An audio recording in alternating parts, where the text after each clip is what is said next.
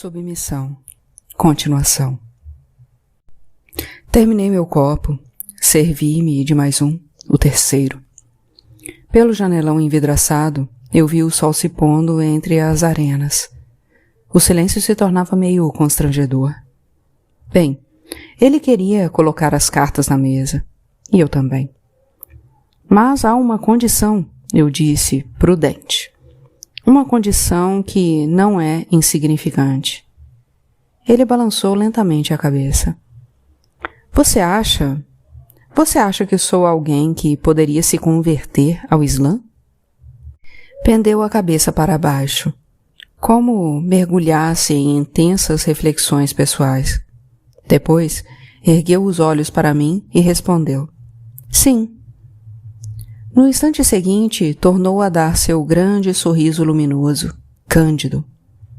Era a segunda vez que eu era brindado com esse sorriso. O choque foi um pouco menos intenso, mas ainda assim, seu sorriso continuava a ser tremendamente eficaz. De qualquer maneira, agora cabia a ele falar. Engoli, um depois do outro, 2 pastéisinhos já mornos. O sol desapareceu atrás das arquibancadas. A noite invadiu as arenas. Era espantoso pensar que lutas de gladiadores e feras tinham, de fato, acontecido ali, uns 2000 anos antes. Você não é católico, o que poderia constituir um obstáculo. Recomeçou, suave. Não, de fato, não se podia afirmar isso. E também não penso que seja propriamente ateu. No fundo, verdadeiros ateus são raros. Você acha? Ao contrário, eu tinha a impressão de que o ateísmo era universalmente difundido no mundo ocidental. Ao meu ver, ele é superficial. Os únicos verdadeiros ateus que encontrei eram revoltados. Não só se contentavam em verificar friamente a inexistência de Deus, como recusavam sua existência, à maneira de Bakunin. E, mesmo se Deus existisse, seria preciso livrar-se dele. Em suma, eram ateus a Kirillov. Rejeitavam Deus porque queriam pôr um homem em seu lugar. Eram humanistas. Tinham uma alta ideia da liberdade humana, da dignidade humana. Suponho que você também não se reconhece nesse perfil. Não, nesse também não, de fato. Só a palavra humanismo já me dava uma leve vontade de vomitar. Mas talvez fossem os pastéisinhos quentes. Eu tinha abusado deles. Bebi mais uma taça de Mersol para ver se passava. O que há, ele continuou, é que a maior parte das pessoas vive sua vida sem se preocupar demais com essas questões, que parecem a elas exageradamente filosóficas. Só pensam nisso quando são confrontadas a um drama, uma doença grave, a morte de um próximo. Bem, isso é verdade no Ocidente, porque em qualquer outro lugar do mundo é em nome dessas questões que os seres humanos morrem e matam, travam guerras sangrentas, e isso desde a origem da humanidade. É por essas questões metafísicas que os homens combatem, e com certeza não por taxas de crescimento, nem pela partilha de territórios de caça. Mas, mesmo no Ocidente, o ateísmo não tem base sólida. Quando falo de Deus com as pessoas, em geral começo emprestando a elas um livro de astronomia. É verdade que essas suas fotos são muito bonitas. Sim, a beleza do universo é fantástica, e seu gigantismo, sobretudo, é estarrecedor.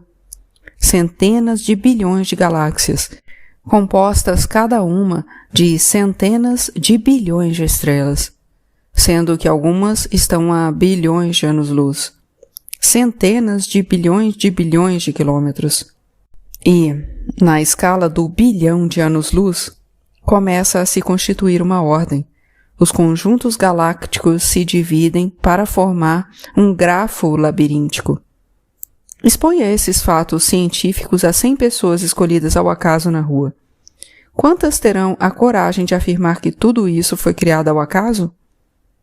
Ainda por cima, o universo é relativamente jovem, 15 bilhões de anos, no máximo. É o famoso argumento do macaco datilógrafo. Quanto tempo um chimpanzé levaria, batendo ao acaso no teclado de uma máquina, para reescrever a obra de Shakespeare? Quanto tempo um acaso cego levaria para reconstruir o universo?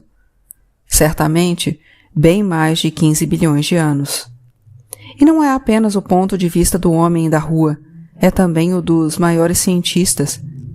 Talvez não tenha havido espírito mais brilhante na história da humanidade que o de Isaac Newton. Pense nesse esforço intelectual extraordinário, inacreditável, que constitui em unir numa mesma lei a queda dos corpos terrestres e o movimento dos planetas. Pois bem, Newton acreditava em Deus. Acreditava firmemente, a tal ponto que dedicou seus últimos anos de vida a estudos bíblicos, o único texto sagrado que lhe era realmente acessível. Einstein tampouco era ateu, embora a natureza exata de sua crença seja mais difícil de definir. Mas quando objeta a Bohr que Deus não joga dados, não está brincando. Parece-lhe inconcebível que as leis do universo sejam governadas pelo acaso. O argumento do Deus relojoeiro, que Voltaire julgava irrefutável, permaneceu tão forte como no século XVIII. Até ganhou impertinência, à medida que a ciência tecia laços cada vez mais estreitos entre a astrofísica e a mecânica das partículas.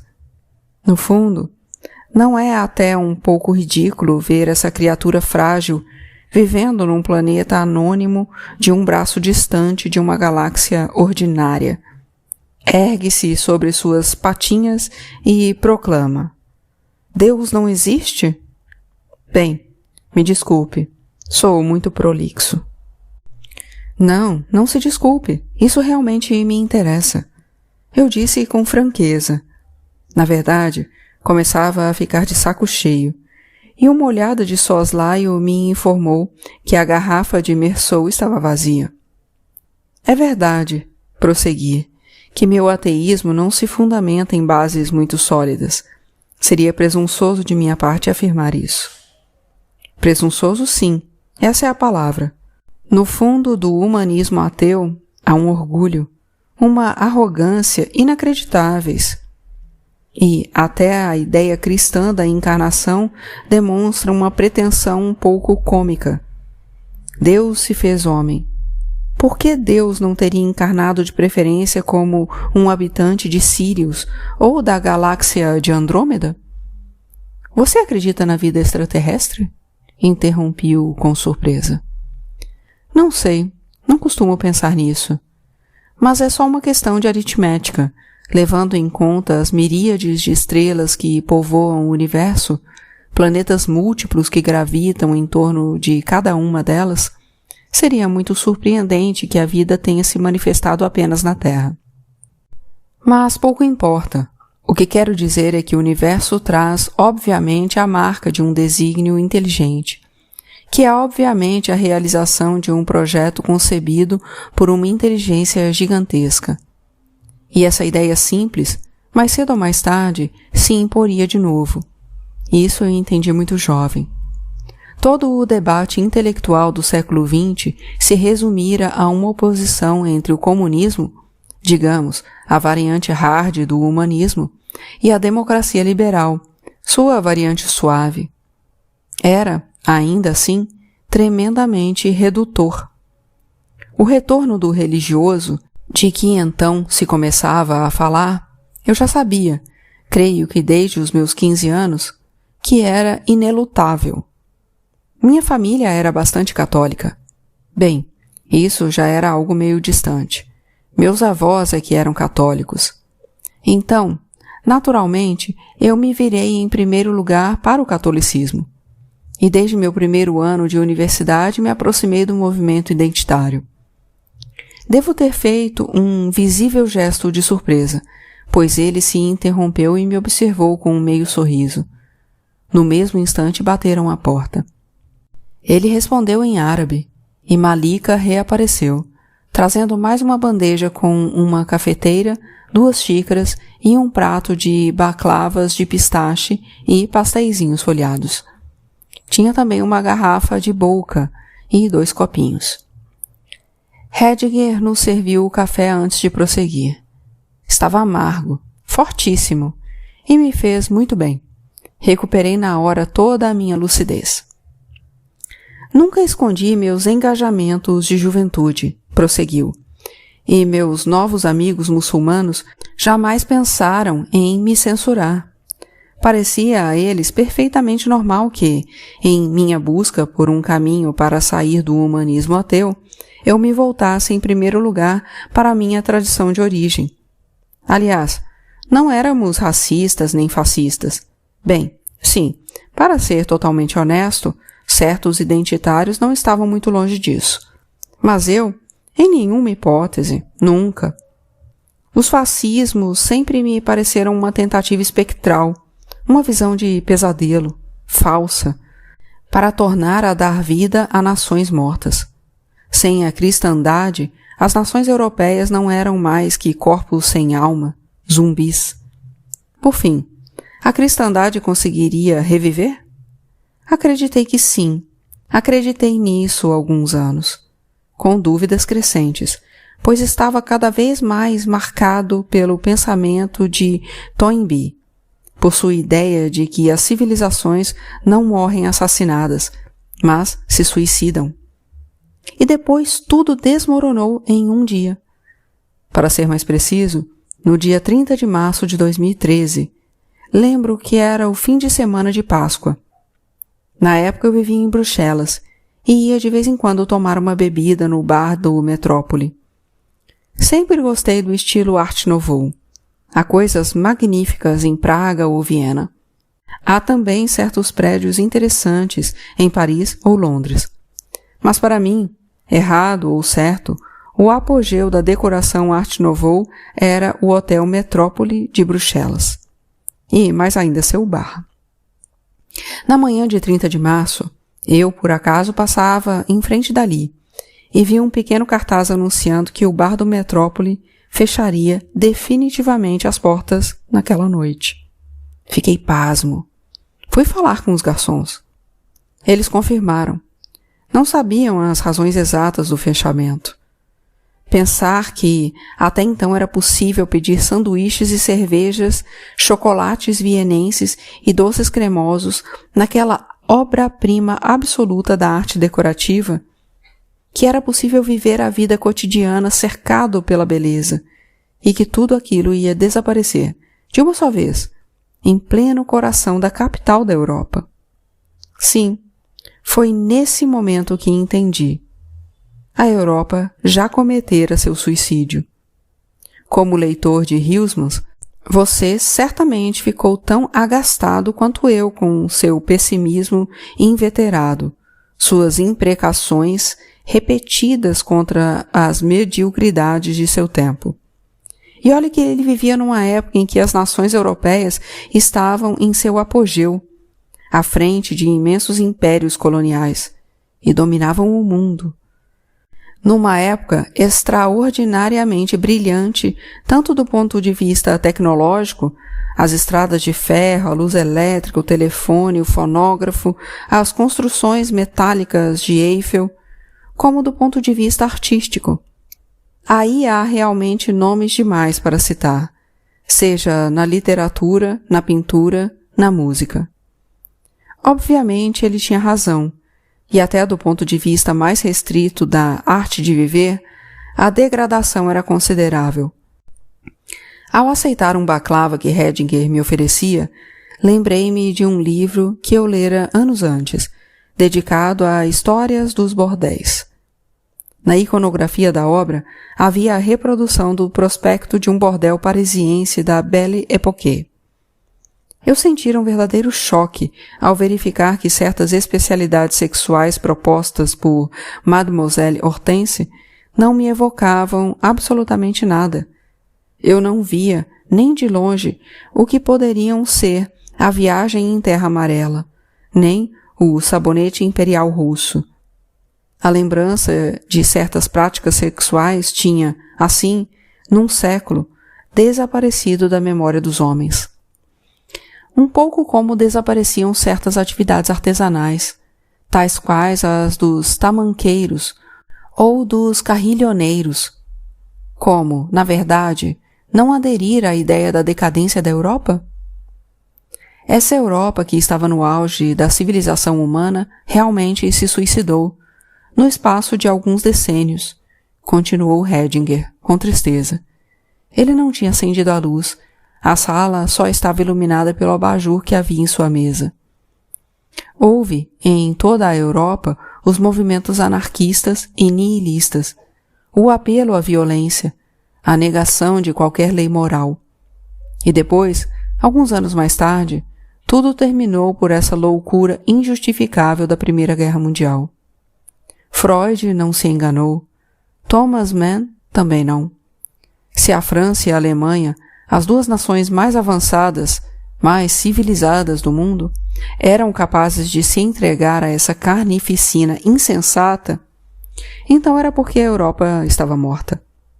Portanto, passei aquela última noite no Metrópole até seu fechamento. Voltei para casa a pé, atravessando a metade de Bruxelas, margeando o bairro das instituições europeias. Essa fortaleza lúgubre, cercada de casebres. No dia seguinte, fui ver um imã em Zaventem. E no outro dia, segunda-feira de Páscoa, em presença de umas 10 testemunhas, pronunciei a fórmula ritual da conversão ao Islã.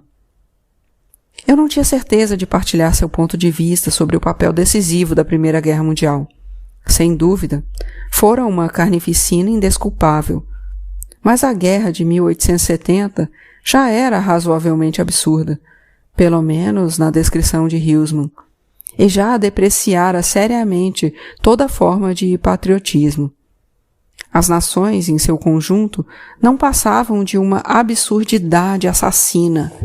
E isso, todos os seres humanos um pouco conscientes tinham provavelmente percebido desde 1871.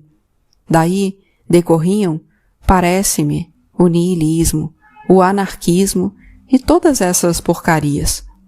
Quanto às civilizações mais antigas, eu realmente não estava informado. A noite caíra sobre as pracinhas das Arenes de Lutece. Os últimos turistas tinham desertado do lugar. Os raros postes de luz espalhavam sobre as arquibancadas uma claridade fraca. Certamente os romanos tiveram a sensação de ser uma civilização eterna, logo antes da queda de seu primeiro império. Teriam eles também se suicidado? Roma foi uma civilização brutal, competente ao extremo no plano militar. Uma civilização cruel também, em que as distrações propostas à massa eram combates mortais entre homens ou entre homens e feras. Teria havido entre os romanos um desejo de desaparecer? Uma falha secreta? Hedinger com certeza tinha lido Gibbon, ou outros autores do gênero, de quem eu conhecia, no máximo, o nome, e não me sentia em perfeitas condições de sustentar a conversa. Realmente eu falo demais, ele disse, esboçando um gesto de desagrado. Serviu-me de uma boa dose de bolca. Passou-me de novo a bandeja de doces. Estavam excelentes. O contraste com o amargo da aguardente de figo era delicioso. É tarde. Eu acho melhor ir embora. Eu disse com hesitação. Na verdade, não tinha tanta vontade de ir. Espere. Levantou-se e se dirigiu à sua escrivaninha. Logo atrás havia umas estantes com dicionários e manuais.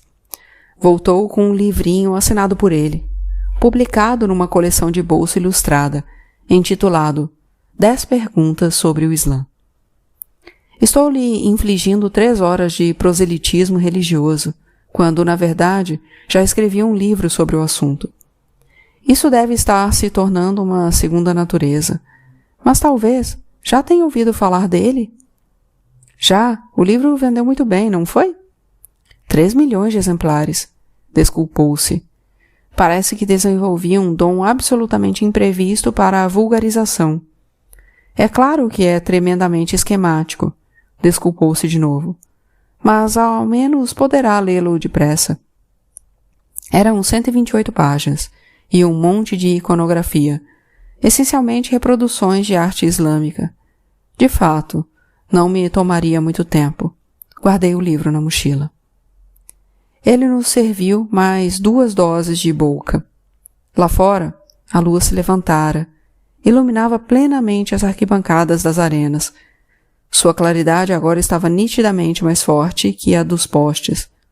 Observei que as reproduções fotográficas dos versículos do Alcorão e das galáxias, penduradas no meio da parede vegetal, estavam iluminadas por lampadazinhas individuais.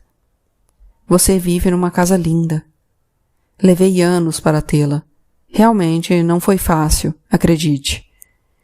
Ele se inclinou na cadeira, e dessa vez tive a impressão, pela primeira vez desde minha chegada, de um real abandono.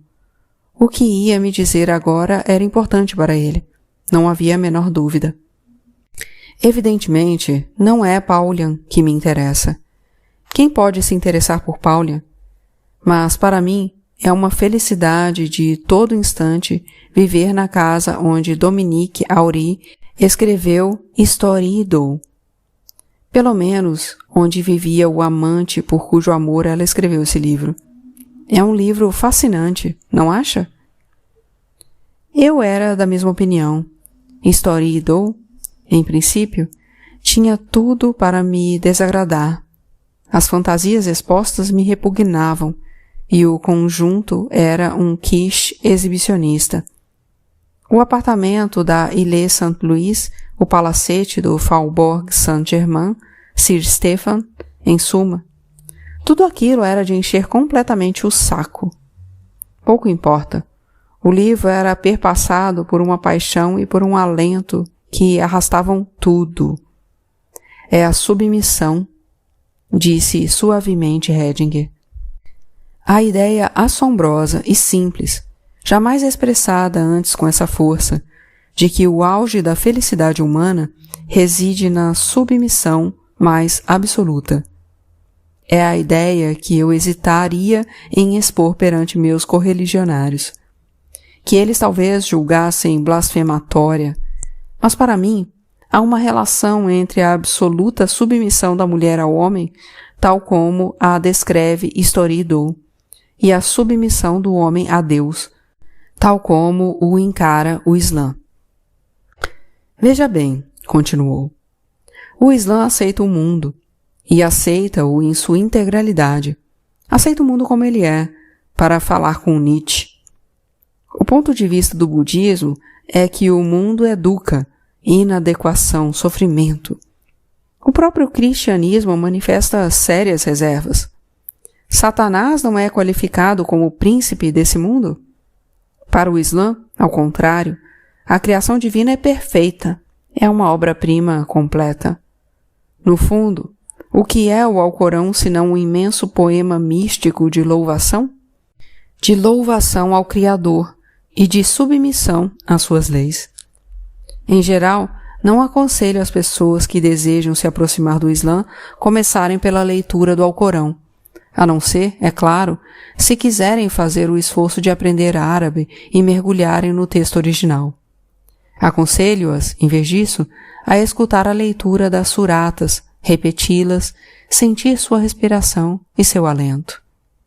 O Islã é, afinal, a única religião que proibiu qualquer tradução no uso litúrgico, porque o Alcorão é inteiramente composto de ritmos, de rimas, de refrões, de assonâncias. Repousa nessa ideia, na ideia de base da poesia, de uma união da sonoridade com o sentido, que permite expressar o mundo. Houve mais um gesto de desculpa. Penso que ele fingia estar um pouco constrangido com o próprio proselitismo. Ao mesmo tempo, devia estar mais que consciente de que já apresentara esse discurso a inúmeros professores que desejava convencer.